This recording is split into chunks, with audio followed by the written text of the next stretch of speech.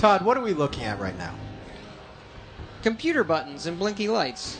But why are we looking at so many computer buttons and blinky This is lights? sort of a, you go 4 years on something with a group of 100 people, and that's what we spend our entire days doing. Like, we live with this.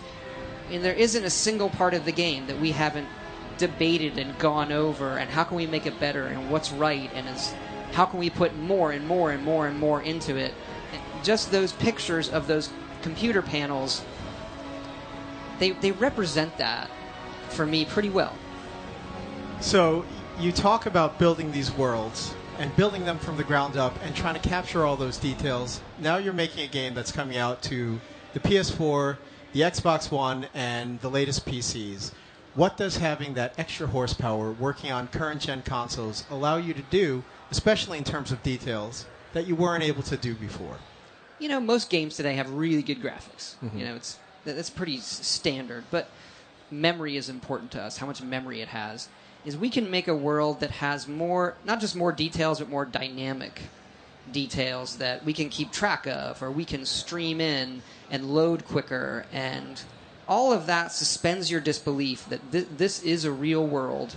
So then when something crazy happens, a Deathclaw comes busting through, it's that much more real. It just allows you to really be part of that world, right? Yeah, or you stumble into an old, we like to do a lot of environmental storytelling, so you stumble into a bedroom where maybe somebody lived.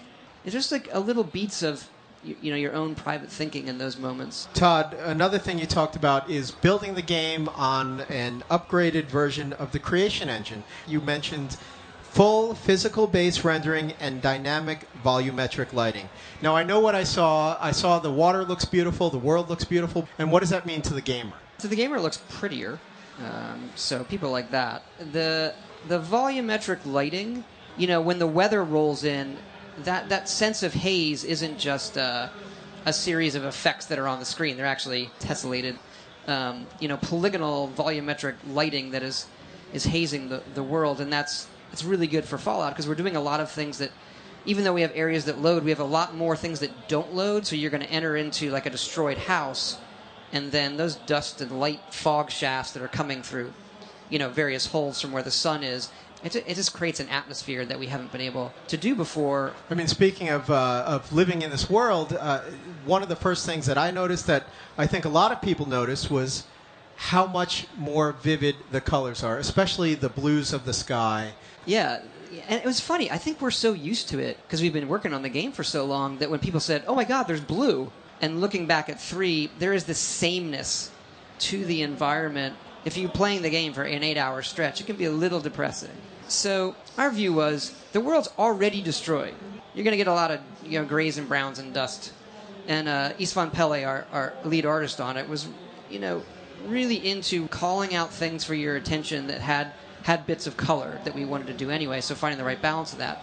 The other thing that people need to know, we kind of hint at it in the trailer and the other footage, is that there is different weather. We actually have a part of the world we call the glowing sea, which is where the bomb falls. That looks more like your classic Fallout 3 wasteland, but even more so.